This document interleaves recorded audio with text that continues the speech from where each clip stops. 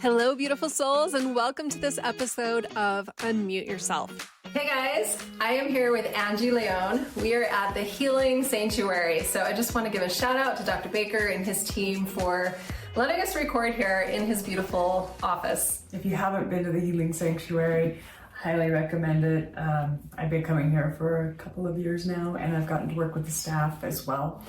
And it's a really incredible place for healing and just mind, body, and spirit. Such a good topic, good lead into our topic today. Yeah, and if you haven't seen it, just looking around and what this place feels like when you come in is just incredible. So just a shout out to the Healing Sanctuary. Thank you for allowing us to be here for our podcast today. Yes, I'm so excited. And the Healing Sanctuary has recently merged with Mountain View Hospital. So that's also another exciting thing that's in the works for the Healing Sanctuary and Mountain View. Yeah. All right, so let's dive into our topic. We are going to be talking about leadership and personal development, mindset, healing, all these good things. And I'm so excited to dive in. So here we go. Today, I have my good friend and guest, Angie Lion. Tell us what you do, Angie. So I get to work with organizations and people to develop basically their hidden talent. I really say that I discover gems in the workplace, but really I get to work with people and help them reveal their potential. I love that. That is a big deal. If you know me, you know that unlocking your full potential in business and beyond is really what I do, what she does. And we just come at it at different angles. And I'm excited to have this discussion about unmuting yourself. And so, first of all, Angie and I met, crossed paths many times at various networking groups, and we've spoken at the same events, and we've just become friends. And she's one of those women who I met her and I felt like I already knew her, like instantly, like, oh my gosh, my new bestie. And what's your name? It was one of those situations. And so we have been on this journey for several years, collaborated on different things together, and we have more things to come that we're excited about that we'll share a little bit later. Yeah. I remember the first time I saw you, you were speaking at a Rise X event, and I was like, she's pretty cool. I think I want to get to know her a little bit more. And then as it should happen, we ended up getting to speak together at a conference, different topics, but we were speaking together, and I just love watching you speak. I love seeing you live in your full potential and helping other people break free from limiting mindsets and the same kinds of work that I do. And so I'm just happy to be here today, and I think we're going to be able to share a little bit about what unmuting yourself means to you and me. Yeah, absolutely. That's what we're here for. Yeah. So let's just dive right into that topic. What does it mean to unmute yourself? And let's just explore that journey for you and how, and it's a journey for all of us. I wouldn't say it's like, check that off, I am unmuted for the rest of my life, right? No. It's kind of like, okay, there's some areas where I feel like I'm fully unmuted and other areas that I'm still working on. And that's okay. That's part of the process. So let's dive into that. What does it mean to unmute yourself? So for me, it means being able to share my story and even the things I don't like about myself. It means showing up fully and authentically who I am, instead of just trying to people please or be somebody that people want me to be. I started my own podcast too, and that was a huge step for me in unmuting myself. But even still, even though I have my own podcast, I've noticed that I've been kind of hiding behind my guests and really showing their stories and their experiences. And so even though I'm on the journey of doing brave and courageous things that are outside of my comfort zone, there's still work to be done. And one of the things I tell, a lot of time I came from teaching, from healthcare and from higher ed, and we're used to getting a certificate or a graduation or a point of I'm done with this. Well, that's not how personal or professional development works. There's no graduation. There's no certification that will be like, oh, I've arrived. I really do believe that you have the capacity to improve your communication, how you show up, your mindset, all of those things until the moment you take your last breath. And so the journey is not over until you take your last breath. And I'm learning, the more I uncover and the more I learn, the more I know I don't know. Yes. And so what has come to me is that while I'm stepping out, I'm still a little bit fearful, or have a little bit of anxiety that I have to work through when I'm going to do a keynote, when I'm going to just start talking to a camera, when I'm going to show up in ways and share stuff about my personal journey, not the knowledge that I know, because I've been putting in the work for the knowledge and doing the work, and I'm a high intellectual, so really I love learning and I have a ton of knowledge in here. But when I start to share it myself, I recognize that oftentimes I don't speak as much.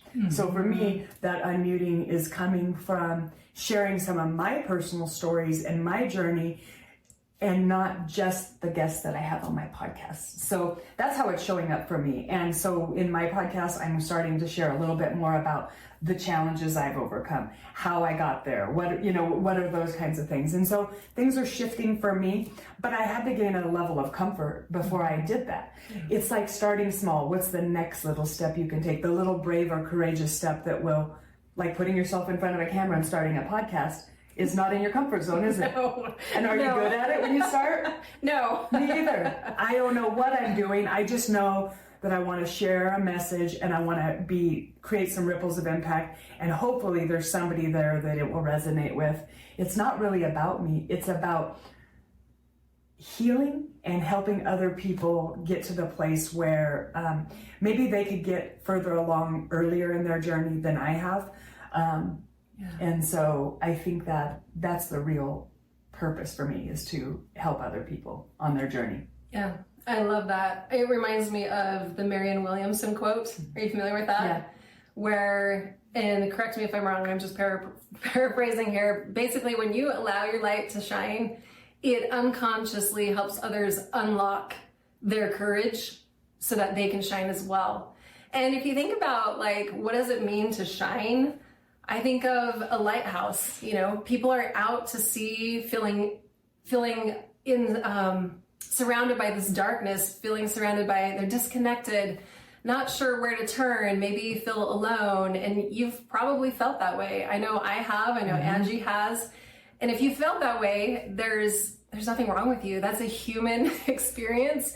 It's not a you problem. I say that a lot. That's not a charity problem. It's not an Angie problem. It's not a you problem. It's a human experience. And so when we are able to just shine and allow ourselves to shine with the good and not worry about hiding, like I'm imperfect and I'm going to try to be perfect. That's not what this is about. It's just authentically being who you are, who you're born to be. It helps other people see that light in you and have the courage to step forward and to come out of that darkness so that they too can to be a light for others. And another analogy I like to think about is, we're all on this mountainside, and some people have climbed further ahead than we have, and they reach back and give us their hand and pull us up, and vice versa. And that's what it's all about. When we lead together, we succeed together, and when we unmute ourselves, we help other people unmute. And this is not a journey of, like, you better listen to me. I have a message here. It's like Angie said, like, as I am becoming more comfortable, as you're becoming more comfortable with all that you are and all that you're not, which is a quote from a friend of mine named Deanna, when you can say that, like, I love all that I am and all that I'm not, and both are okay, that's really where that shine happens even more brightly. I think that's when you take off your lampshade. Because literally the unmute for me is taking off my lampshade so I don't, be too bright for other people, because there's been a lot of times in my life where I've worn a lampshade to make other people feel comfortable. And I'm not doing that anymore. Like, I really have noticed that there's a reason that I'm here, and there's a reason that I've went through what I've went through, and it's not for me to wear lampshades for other people to feel comfortable. It's for me to share my story and my journey, and it might not be for you, or it might be like the exact message you need to hear. And that is why we are collaborating, because we know that we've been there before too, and it is nice to have somebody that is like, hey girl, I see you there. You know, I've been there. And if you're ready and you're willing for that change, we know how to make that happen, that change and that transformation to happen. And it can happen earlier for you if you're open and willing to see that and to live into that discomfort and that all that comes with change and growth and transformation.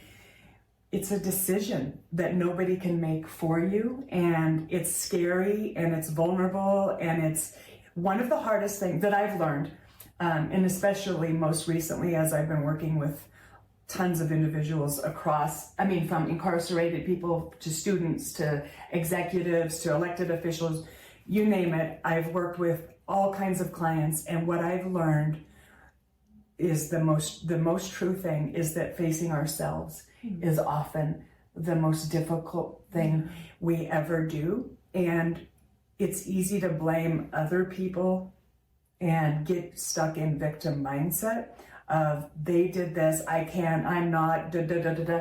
But the reality is when we just stop and cut it all and get to the point of what is my role in this and how am I showing up? And regardless of what's happening around me, what the circumstances are in my life, how am I showing up?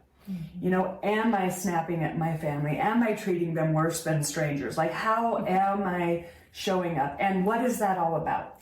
And I think strengths are really important, that we need to know what our strengths are, but it doesn't do us any good to think that we can be delusional if we focus only on our strengths. And I think we have to be able to really look at ourselves and get feedback, whether that's, through a coach or a mentor, a 360-degree survey or something like that. So those are the kinds of tools we use. But how you become more aware of how you're showing up, and then how do you here's how you're actually showing up, but here's how you want to show up. How do I get from here to there? That's where we come in, is helping create a roadmap and helping you to understand where your self-limiting beliefs are, or where you're blaming other people for things that you have no control over them. The only thing you have control over is yourself. And are you controlling that well? Yeah, I love that. Let's dive a little more deeply into that. And I've heard it called the inside out thinking versus I did that backwards. Inside out thinking versus outside in. And when you're doing the outside in thinking, which is victim mode, which is pointing fingers, you're basically trying to change everyone else in order to help you feel better. And that is impossible. If you look around, there's an infinite number of things that people, experiences, environmental factors, like there's no way to number all of them and change all of them. So it is an impossible feeling. So if you're feeling out of control, pay attention. Are you trying to fix the outside in order to feel good inside? Are you trying to fix everyone else? And I've been there. I've been there too. Like, oh my gosh, my husband, if he would just blah, blah, blah. Oh, if my brother would have blah, blah, blah, or my sister, or my friend, or your in-laws, whatever it is. My boss, or whatever it is, my coworker. That's an impossible victim feeling, right? But if we start from the inside out and like, okay, if I change the way I'm responding, then I can show up in the world and I can start influencing what's going on around me. There, you have power when you start from the inside out. And one phrase that I have repeated to myself many times is, it's not about the outcome, it's about who I become in this process. So of course, we're looking for outcomes. Yeah. It's not about the outcome, it's about who I become. Yeah. I love that. Yeah. Thank you. That could be the title. That could be. Let's do that. It's not about the outcome, it's about who I become. Oh, it's about all right, let's keep going into this. That's good. I love that. Thank you. Yeah. Thank you. That was wise. Yeah, that's what I was going to say. That was wise. Thank you very much. Yeah, because that's what you need to be laying around thinking when you go to bed at night. I hope you wake up in the middle of the night and you're not thinking about how the cringy things you've done, the things you regret, but you think about also focus on the things that you're doing, how much wisdom you've gained, and how much you're helping other people, and how much you are living a lot. You're trying to live into your fullest potential. Yeah. What if we marinated on that in bed versus waking up and, I've never laid awake at night thinking how awesome I am, or how amazing my talk was, or how I helped that person. It's usually what I'm most cringy about that it keeps me awake and makes me have anxiety and fear and doubt and low self-esteem. Those types of things come from continuous thoughts that are about those types of things. So is that an experience that you've had? Oh my gosh. I love how you said that. I never lay around thinking, oh my gosh, if everyone would just get to know me, life would be a better place. Never. Yeah. Right? But yeah, and have you done that? Have you found yourself laying awake at night going, why did I say that? Oh my gosh, they're going to think I'm such an idiot. Yeah. Now I've lost all credibility, or whatever it is. Yeah, that's human experience. Is that true for you? Yeah. It's not your problem, right? It is human experience. Our brains are wired to go to the negative really because of survival, right? It's trying to protect us. But the thing is, you can act higher than you feel. So when you're starting to feel those cringe moments, remember that you can choose a different thought. You can change your lens, choose to look through a lens of, okay, how can I love myself through this?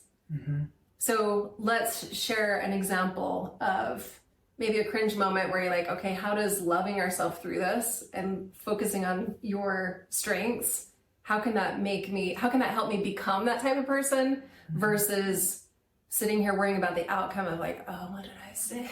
Why did I say that? I think it really starts with self-compassion and less self-judgment. And if you know that you are your worst critic, or you talk negative, you talk worse to yourself than you do to a friend or a loved one, that is where you have to start. Because you can't actually show up and love other people and be your best self if you can't be kind and compassionate to yourself. So that is one of the areas that just notice. Don't be mad at yourself. Don't then get down on yourself more because you're like, yeah, that's me, and now I suck at that and suck at that. Like, what you really have to do is just acknowledge, yep, that's me. And once when we acknowledge it, even in a 12-step program, you have to acknowledge there's a problem, right? And you have to want a change. And so once you do that, then you can start to notice and pay attention to, okay, I know that I'm probably my biggest obstacle. It's actually probably not my boss or my husband or my in-laws or my sister or it's probably, there's some stuff going on in here, inside. You think of outside, your behaviors are the tip of the iceberg. What's going on underneath is the emotions and the experience and the thoughts and the backgrounds and all the stuff that's going on. So that's the stuff we can't see. What we see is the behaviors. So give yourself a little bit of grace and also notice and acknowledge that's there and that's an area that I want to improve on, and make it aloud to somebody. Like, yep, I really want to work on my self-talk. And I'll tell you right now, a good website for that is selfcompassion.org by Kristen Neff. She actually has a quiz, so you could test your self-compassion. And I would say, just start there with, I'm not very self-compassionate. And when you notice you're not being self-compassionate, why is that? Whose voices were those? Are those serving you anymore? Like, it might be something you've heard in the past and you're replaying that, and that is no longer true. Or maybe it never was true, but you're still believing it's true. You need to really ask yourself, is that true? You're worthless piece of crap. Is that really true? Right. How did you know what was in my head? I've said that so many, in the past, not anymore, or I'll catch myself. Yeah. But yeah, I think it's a common narrative that's going on in our heads of putting us down, holding us down, and that doesn't serve us. It does not serve us at all. So now what are you going to do about it? What are you going to do about it? Yeah, and so you could take a quiz that would give you some more self-awareness, right? To understand, okay, I recognize that I'm not very compassionate with myself, and if I'm not compassionate at myself and I'm judgy at myself, how do you think you're going to show up in the world? You're going to be judgy of other people and not very compassionate with other people. You don't have empathy for other people if you can't have empathy for yourself. It's true. So you can't become who you want to be if you're not willing to do it from the inside. And here, we live in a society where everything is focused on external. how you look, what you drive, what your title, what you wear, all, you know, all the beauty. So we focus on a lot of external things and we forget to focus on what the beauty from the inside and what the feelings are and what our full potential is in our experience, because we're afraid to look in the mirror and see what's really. And I used to work for a plastic surgeon. I don't know if you knew this. I did not know that. I did. I worked in surgery for many years, and I worked for a plastic surgeon. And one of the things that she taught me is that you can fix everything on the external, but if you don't fix what's going on in here, really, if you fix the problem physically, it doesn't mean you've done the psychological work and the work of your emotions. And beauty really does come from the inner self. And when you're loving and kind and compassionate, that is where the real joy and beauty shows up. And I'm not saying that we don't care about what we look like, or that those things don't matter, or that plastic surgery doesn't help somebody who's overcome some horrific things or will help them with their self-esteem. I'm not saying that, so don't comment on that. So don't send me comments. I'm telling you my experience and what I've learned through working in surgery and helping people fix some things that are external. I've also fixed their internal, right? So what I do know is it doesn't matter if you fix all this if you don't fix what's going on in here and in here, and you bridge all of that. It won't matter. You'll be chasing something you'll never catch, because we're aging, number one. We're every day we're decaying, really. It's the whole time we're here. True. So you're never going to actually get, when I get to this point, I'll be happy. You know you won't. You'll be chasing something, and until you start to find peace and freedom within, you'll continue to chase and buy and numb and distract, because those are all coping mechanisms for the pain or the discomfort of sitting with the emotions or sitting with the regret or sitting with it, and having somebody actually work through it with you. If you can find somebody to work through those things with you, whether it's charity, whether it's me, whether it's a therapist, whether it's I would say your friends and your family aren't probably the best. Not usually. Yeah. They're too close to it, and they'll react to it. It's not always the case, Not always. But yeah, sometimes it's nice to have a neutral party who doesn't know your backstory, and they can see you for who you are and not for who you think you are or who you think you aren't. Or who they think you are. And they may keep you in a box that is not your box. It's a script they have for your life, and you may be wanting to write your own script, and if you keep listening to their script for your life, you're going to still keep butting up against a wall and feel like you're stuck. So it's finding somebody externally, not emotionally involved in your circumstance, to be able to zoom out, see your strengths, see your limitations, see your blind spots. We all have blind spots. Oh yeah, we do. And it is so helpful to have somebody that will be honest with you about it. Yeah, I have so appreciated every coach and mentor I've had who's helped me see what I'm not seeing. You know, like she said, we have blind spots where it's like, this is what I'm seeing, or it's a chosen blind spot because I do not want to see these other things. And so I'm kind of in denial. Have you guys ever been in denial where you're like, I just don't want to look at that. I'm just going to ignore that. And I'm going to pretend that it isn't there. There's an elephant in the room and it's slapping me upside the head, but I'm just going to pretend it's not there. It doesn't serve us. No. I've been there. There's a phrase that came to mind when you're talking about when you're working with your people who know you, who they've kind of kept you in a box. There's a phrase that my son taught me called social lock-in, and I need to look it up, see if it's an actual thing or if he coined it. Yeah. I think it might be a real thing. Have you heard of social lock-in? I haven't. Okay, so the way he used it was kind of like what you said, where there's certain people who kind of keep you in a box. And I have experienced social lock-in in this way where, like, I used to have a lot of anxiety, social anxiety. I battled depression. I had low self-esteem, low confidence. And so there were people who knew me in that phase, right? And then we moved and I kind of was like, okay, I kind of grown a lot. But I would kind of revert back to where they saw me, right? Of who they thought I was, like, oh, I'm the shy girl. So then I would show up as the shy girl in this social situation just because that's how they knew me, right? Yeah. Even though in other situations I have grown and like I can be outgoing and I was pushing out of my comfort zone, So sometimes that's that's a big reason, a big factor in why seeking help from someone else who doesn't know that those parts of you, because we tend to, that we experience that social lock-in, that we revert back to that. Or it's like when an adult child goes and lives back with his parents, no judgment for that. Sometimes there's situations where you're saving her house or whatever, but sometimes the dynamics tend to revert back to the child and parent behavior dynamic versus an adult living situation. Again, no judgment there. But that is an example of social lock-in, where you just kind of revert back to whatever it was, who you were versus who you were becoming. And if you think about like just all the cells in our body, they turn over so rapidly. Every 90 days, we have a full set of new cells. Insane. Yeah. So you're not the same person you were 90 days ago. Can I go on with that? Because this is something I really think is true too.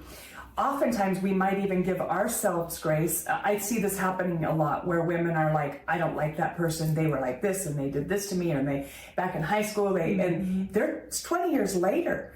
And I ask them, so this might be a blind spot for you. I'll ask them, so have you changed in the last 10 years? Are you the same person you were in high school? Are you the same person that you were when you worked in that organization? I'm not even the same person that I was 3 months ago, 6 months ago. Like, I'm continually growing and learning and evolving and becoming. And really, so if you aren't the same person that you were at that time, they probably aren't either. And they probably haven't evolved. And so just as you can give yourself grace, I think it's important to recognize where you might not give other people's grace because you like to judge them and you like to be above them, right? So that might be an area. It might be yourself, or it might be how you see other people. So what you're talking about is when you're not allowing someone else to grow, you're kind of like putting, like, no, you're keeping my thumb on them. That's who you were, and I'm not giving you the grace to evolve and change, even though I have evolved and changed. I'm not the same person. Right. And so it just opens up opportunities to give people grace, space and grace, just like you would give for yourself. But we don't naturally do that as human beings. It's like, it's that whole reptilian brain that wants to keep you alive and is looking for danger. And but it's really important to recognize that that's an actual thing that we do. And so maybe you've heard something that Charity said about yourself. You've changed and you've grown, and you need to give yourself grace. Or maybe you're not giving other people grace that they have possibly changed and grown, and you have this idea, and you're their social lockdown. Yeah, let's give an example. So I recently gone through this with a very personal relationship that I've had for years and years. And this is a person who I see them from time to time, and there's a lot of hurt from the past. And I was talking to a fellow coach. I was just like, I'm really trying to repair this. And because there's a lot of good that's in this relationship, but at the same time, I'm struggling, and I'm going to be in this situation. There's a social situation where I'll be, and I want things to be different. And I was, I was crying in this, it just felt like it was bringing up a lot of stuff. And so, my coach told me, I don't know, through the coaching session, I realized I haven't given that person the grace to change. I have worked so hard on myself, personal development, mindset. I've worked on my professional skills and interpersonal skills, spirituality, all the things. And still, it's a journey, right? But here, some things were coming up from the past where I was like, I just kind of want to shut this person out and be done. Like, I'm fatigued emotionally. I don't want to do this. But there's a lot of the same people we're involved with. So I realized, wow, I am not allowing them the grace to see that person for who they are now and not who they were. It's like you had said, it's like, okay, this is how I knew this person, and I kind of wanted to shut her off and shut her out and be done. But we keep crossing paths, and finally I did a lot of humbling myself, like, okay, you know what? I'm judging her, and I'm judging what I think she's going to judge me for. And so I let that go, and I went into this social situation, and I just decided, okay, I'm going to see this person for who she is today. And I could not believe how my eyes opened, and I just saw what a beautiful person she is. And I saw how she loved and interacted with others, and how she was interested in me. She genuinely was interested, and there's some change happening, and it's a really good, beautiful thing to change. And I'm not saying you have to hold on to everybody from your past who has, been a challenge or a problem, but this is someone who, for whatever reason, we're still very much in each other's lives, but I've kind of held her at an arm's distance emotionally. Like, why isn't this relationship improving? Because I'm doing that. I'm giving her the talk to the hand emotionally. I don't want to let you in, even though I told my coach, she's not letting me in. Isn't that interesting? Wow, how humble. That is so awesome. So you see why you need a coach? You see why you need a coach? You see why you need a coach? Even coaches need a coach. I wouldn't even, I think you'd be a horrible coach if you said you need coaching, but you don't get coaching. Yeah, totally. Need it. The best top performers in athletes, or in sports, Olympians, you name it, and Fortune 500 companies, they have coaches because they want to be top performers. Yeah. And so you wouldn't have come to that on your own. No, I would not have. No. I would still be in the same recycling of the same emotions and whatnot. But that was very healing for me. Yeah, that is huge. And what I think that kind of resonates with me is that I have a belief that people are doing the best they actually can in the moment with the tools and the skills and the language that they have and the mindset that they currently have. I believe they're actually doing the best they can. Yeah. Now, add some skills, add some language, add some counseling, add some, dealing with their own pain and their own insecurities or if they're doing their work, they can be a completely different person, and you could be holding them down socially. Let's just call it a cage, a prison that is really doesn't feel good. You don't like to be in a prison. I don't like to be in a prison or a cage, and I don't like other people to put me in that. So it's not only this is emotional intelligence in its essence. You're paying attention to yourself, self-awareness, self-regulation, and also how you show up and how you socially navigate those relationships. It's becoming aware and then regulating those more. And so with that belief that people are doing the best they can right now, that tells me that they don't have the language or the tools or the skill set or the mindset that will actually help them move them along. And they may not ever get it. Some people will never evolve to their fullest potential in their entire life. And it's sad to say, I know that my parents died before they evolved, before they ever reached their full potential. They never did that kind of work. And it's sad to me, and I mourn that grief, but that was their journey. Yeah. And that is not something that I want to do. I want to continue to refine myself, chip away what's not me, because all the goodness and the gem is already here. It's really it's stripping away what doesn't belong anymore. And I really do believe each and every one of us is a gem. Some of us need a soft cloth to just, brush us off. Some of us need a jackhammer. Some of us need a jackhammer, right? Yeah, and I needed some serious life quakes, some hard things to face, to really face myself and not blame other people. Because I was victimized as a child, it was easier for me to stay in victim mindset and blame a lot of other people and not, even though I wasn't a victim any longer, I was still victim in my mind, and that is what I had to overcome. Even though I'm free from the situation or this circumstance, doesn't mean I freed myself emotionally, mentally, and physically from beliefs and thoughts that were working for me in that situation. Yeah. Now it's time to evolve all of that to get to, and it's kind of like shedding, like transforming like a butterfly, where you have to go through that icky, ooey, gooey phase, this decomposition and shedding of the old regrowth, and then the regrowth. Yeah. And so it is a process. I would like to say you could take a class and, boom, you're going to transform. Yeah. But transformation is psychological and it takes time. And it happens in the micro moments of little ahas and things that you find along the way, and the people that come into your life, and you start to get the same message over and over again. Or if you've ever noticed that maybe you keep getting the same message, maybe you're dating people that treat you like dirt, right? And you're a doormat, right? So what is coming up for you over and over and again? What is the lesson that you're here to learn?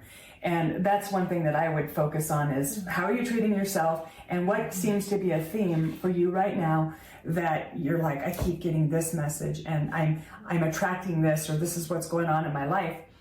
Well, there's probably a reason, and you're probably stuck in that cycle or that energy or that mindset. And you've got to have somebody that can zoom out and help you see and navigate a different path forward. 100%. Let's dive a little more deeply into the victim. The stats for women being sexually abused are like 1 in 3. Is it 1 in 3? 1 in 4? I think it's 1 in 3. Okay. And that's what's reported. I would say it's probably closer to 99% or more.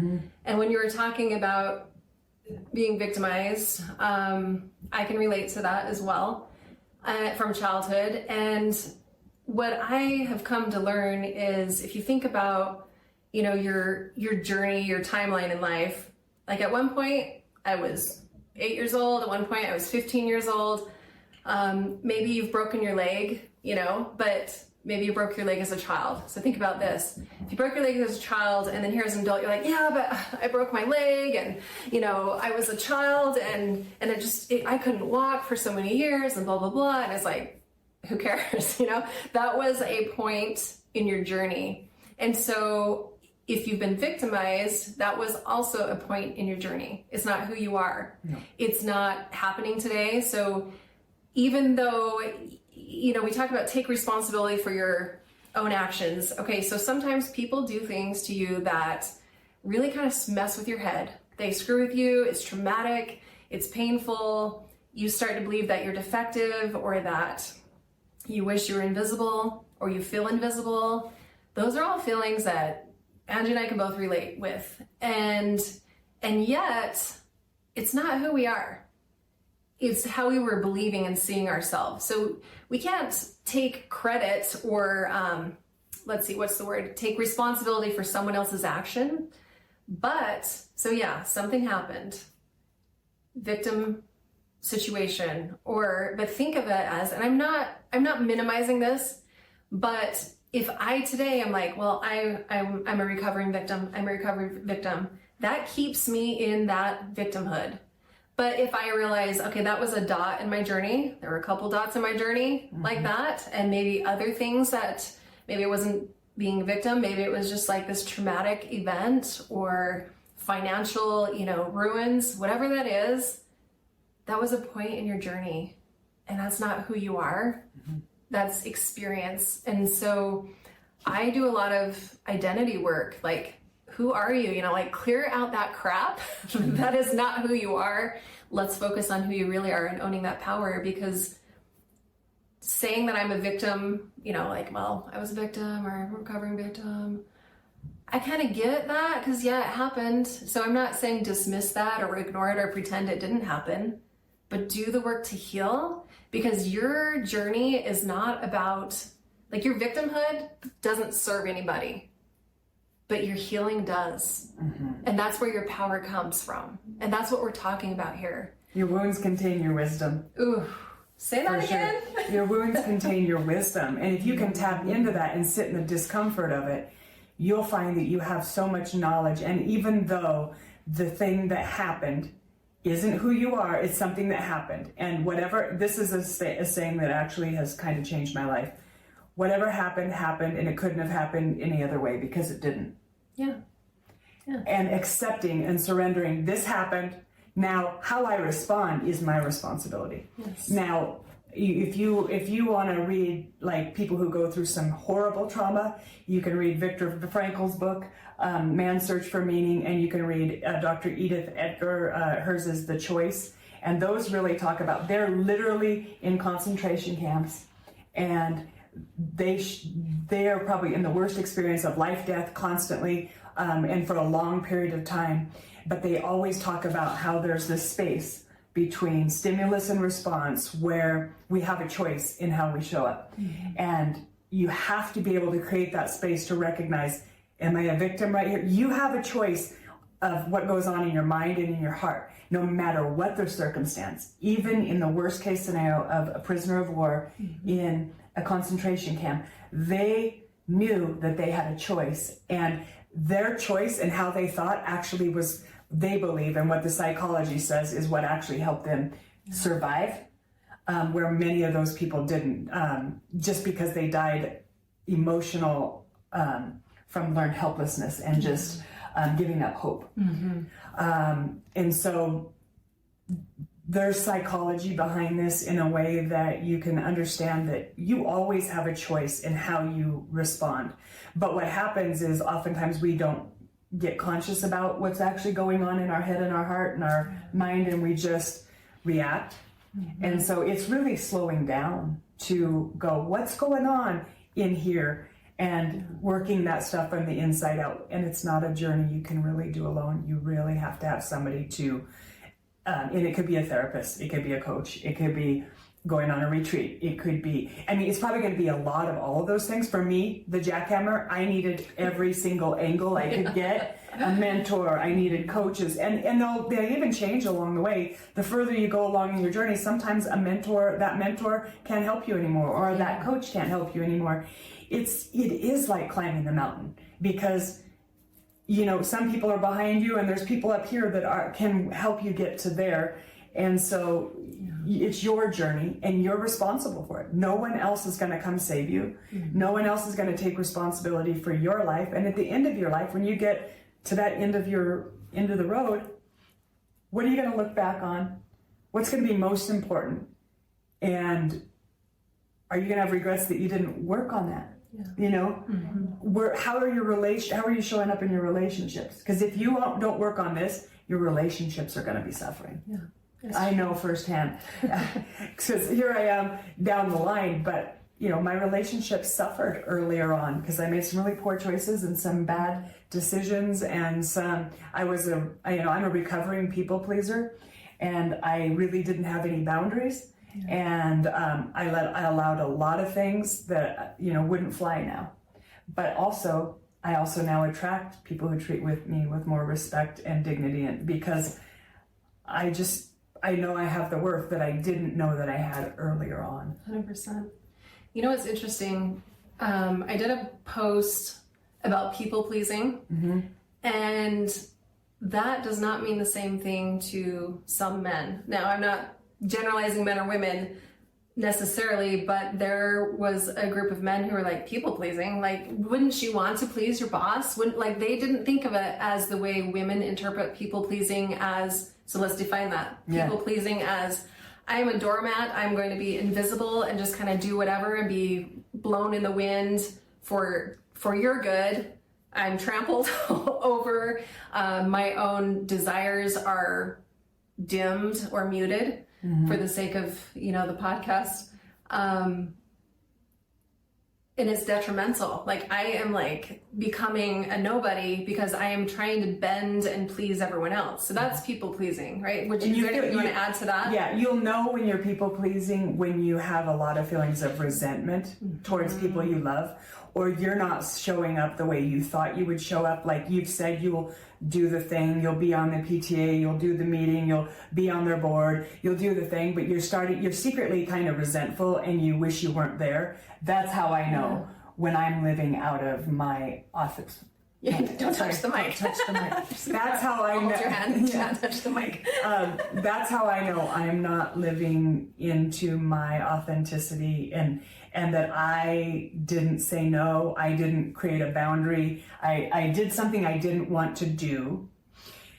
Or I didn't speak up, or I didn't advocate for myself in a way, and now I'm doing something for other people because I want them to like me more than I care about what I need. Yes. And so what that shows up for me is when I have those feelings of resentment, I'm like, oh man, I didn't say no. Yeah. I knew I shouldn't have done this at this time. People pleasing is saying yes when you want to say no, or saying no when you want to say yes, because you are more worried about what other people think and how they'll respond. Yeah. You're trying to like mitigate everyone else's emotions, and then you're the one who's suffering. Yeah. And so you get burned out. You get overwhelmed. You hate it. You don't like your job. You feel mad at you. You start to get mad and angry and resentful at people because you didn't advocate for yourself and ask for what you need. Say when you can do it. So for example, I would say, let's say you're on a board of, like for me, I get asked to be on a lot of board of directors. I get asked to be, to speak at a lot of events, and a lot of them are pro bono, and all these things that I get asked. And so one of the things I do before I say yes, and my husband's really good at holding me accountable, because he'll look at me and say, let's talk about your plate.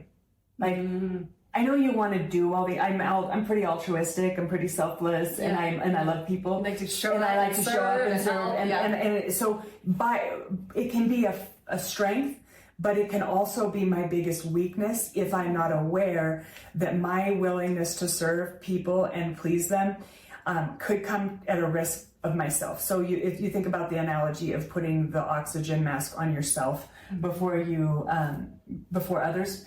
So that is when I know that I'm not living authentically, when I'm pleasing other people and I have no energy left in my tank. Yeah. So it's like it's going to be different. Pour into everyone else's cup. Yes. And I'm running on empty. I'm on fumes. Mm-hmm. You're probably a people pleaser. Yeah. You could do like Jeff Foxworthy. You might be a people pleaser. yeah, exactly. So that you only know what's going on inside. You may not be a people pleaser. You may be like, I get what I need done. I ask for what I need. And if that's you, that is great. You might even need to learn to please people once in a while, like to show up and show appreciation. In a way of serving. Not depleting. Not depleting, yeah. And so everybody's on a different place on their journey. I just know as a woman and as a mother and as, and coming from the background that I came from, where I didn't have a lot of belief in myself, I hustled for my worth, and that hustling meant that I said yes to a lot of things that I needed to say no to because I wasn't able to do the things that I needed to. And so I learned now, I ask myself, is this a hell yes? And so I'm like, if I just say yes, I'm saying no to something else. Yeah. Because I can't be, like you said, I got to take care of my spiritual life, my emotional life, my relationships, my health. All of those things are my responsibility. So if I say yes to that thing, what am I saying no to? Mm-hmm. And right now, maybe, so for me, in certain seasons of life, or the season, like summer, I really focus on relationships because the work slows down and I really want to go see family that I don't live near. So I know that relationships are my priority in the summer. Yeah, same. And so I slow down on the work life and I really focus on the family life. And I try to find a rhythm instead of, because I don't really think there's a balance. I think there's something that's like, not a balance. There's no balance, but there's like, okay, this season, and then starting to get back to fall, it's like, okay, focus on business, focus on personal development. And in summer, I do a lot of personal development too, because I have more time to read and things like that. But like, what is going on for you, and really paying attention to what season is this? What am I trying to enhance? And if I'm focusing on my work, then maybe this isn't the thing that I can do. Or maybe you really do want to focus on service to others right now. And so this is a season where you're like, yes, I'm going to sign up for that thing and I'm going to help that organization. And this season I'm going to. And next semester I'm taking a course, so I'm going to have to say no to those other things. So it's being aware of all the things and making sure that they're dialed in with the things, the goals that you have for your life, and they fit in the right timing. Yeah. And there's very strategic ways which we help you do that. Focusing on your values and your goals, and then creating decisions through those lens of where you're heading and what is important to you. And your values, we think of values as like honest, being honest and this and that. There's more to that and than just, you know, kind of the Sunday school answers that you might share. And what are yours versus what the ones that you were raised with, or you learned in church, or you learned in school, or in society? What are your personal values? And that's going to be your compass for how you're going to design your life. Yeah, 100%. And write your own script. Yeah. So we've been talking a lot about healing, healing our trauma, figuring out, you know, if we've been victimized, but like taking those next steps. And part of that is becoming more of a self-leader. And we don't often think about that. We think about leadership as other people or positions, or, you know, I'm not a leader. Well, that's not true. You have to be able to lead yourself if you want to create a life that you love. And you can't actually lead other people very well if you can't lead yourself. 100%. So this is going to be a transformational thing on your own leadership and how you lead yourself, how you ask for what you need, how you advocate, how you become more aware of your own self and how you show up in the world. And so self-leadership is the first step to leading other people. And so sometimes we skip that step and we just jump right into being a parent, or we jump right into being a wife, or we jump right into, and sometimes we're going backwards because we jumped off that, and now we recognize we might not have all the skills that we need to be the best parent. We might not have all the skills we need to be the best wife. We might not have the best skills, you know, to be the best, to lead people in teams. So if we work on ourselves and we start to develop ourselves and know what we want, when we need it, you know, we start to become aware of all of these things, we lead ourselves more effectively. We show up more authentically. We show up more brave and courageous, and we show up more humble and that is where the power is. That is where we gain our power. And so that's what we want to help you do, is become a more effective leader of yourself, and then decide how you want to implement it. What areas are you really wanting to dial in and hone in for this next year? What's going to be your point of focus to really grow in? Yeah, I love that.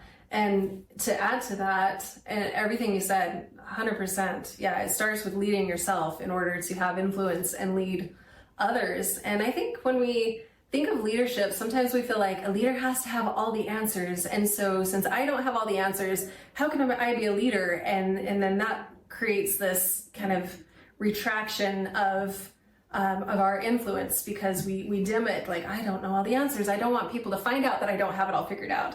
But none of us do. None of us do. None of us do. Are you kidding? Half the time, what's that saying? Half the time I make it up. Wait, half the time I don't know what's going on. The other half the time I'm making it up as I go. That's like the life of an entrepreneur. Yeah. The life of a mother. The life of a leader. Right. Although there are skills that you can build on. There are skills and frameworks with which you can work and operate so that you can lead, even if you don't have all the answers.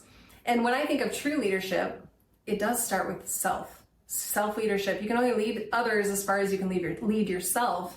And the other thing is, when I think of leadership, it's you don't have to have all the answers, but your job as a leader is to help other people find the answers, to help them understand what resources to look for, or how to find resources, or how to collaborate and have a discussion. No, I'm going to say how to have conflict. It's important to have conflict. And when we think of conflict, we think of, you know, like I am butting heads and we're fighting. That's not what I'm talking about. True conflict is, wow, Angie has a very different opinion about this, and I see things very differently. Okay, let's see how that is. Help me see what you're seeing, and vice versa. And then as we put these different perspectives together, it's like, wow, there's something here that's unfolded that we never would have seen if we had been closed off. But instead we're welcoming each other's perspective. And so that can happen with your teenagers, right? hey, instead of trying to like, you will obey me, you will listen to me, it's like, well, what are you seeing? What am I not seeing here? How can I understand you better? Or that coworker, or that sometimes it's your boss. Sometimes you have to lead your boss in order to help him understand and help him to lead up. Yeah, lead your boss so he can lead up, or she can lead up. We all have influence. And this is all about amplifying our influence. So whether it's unmuting yourself, whether it's taking that ownership and leadership position in the way and in the role that you need to, and applying that, like Angie said, in the way that works for you, you have the influence, you have the power, you have everything that you need. And so at Empower You, we're going to support that. We're going to help you fill in the gaps. We're going to help you build and stand on that solid foundation so that you can own your power and you can be that leader for good. When we empower women, we strengthen our families, we strengthen our businesses, we strengthen our communities, and ultimately we strengthen the world. And so it's important to the world for women to own their leadership role in whatever capacity it is. And that's you. Yes, absolutely. And I do 100% agree. We're not anti-men. This is not it's empowering women so that they have a voice, that they understand their strengths, they understand their value, and they can serve their families, they can serve their communities. I do really believe that women can be the foundation and the nurturers of our communities. And they literally, if they don't have what they need, the family and the community really suffers. Oh, 100%. And I think a lot of times as women, it's almost a knee-jerk reaction to not let myself get my needs met. Like I will sacrifice to the point where I am a martyr and I am being my own victim here because I am being a people pleaser, and that makes it that doesn't serve our families. That doesn't really strengthen our families at all. All it does is diminish you, and when you are diminished and you are dimmed, your family is not getting the best of you. Your business, your community is not getting the best of you.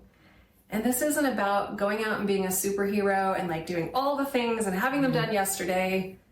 This is really about lifting where you stand, shining in your circle of influence, and also linking arms with other women who are on the same journey. We're all at different capacities. We're all in different roles. Sometimes I feel like some of the biggest critics are other women. There's kind of like, oh, I've gotten both sides because I've been a stay-at-home mom and I've been a working mother.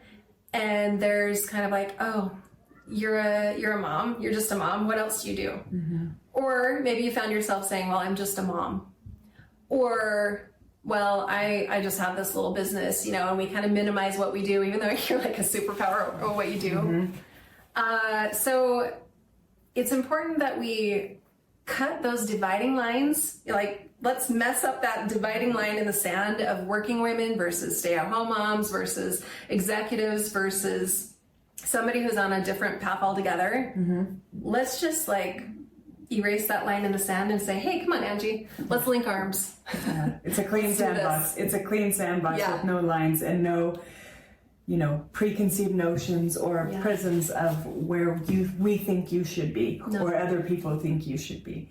You get to show up how you want to show up. 100%. And we'll give you tools and frameworks and language and a roadmap.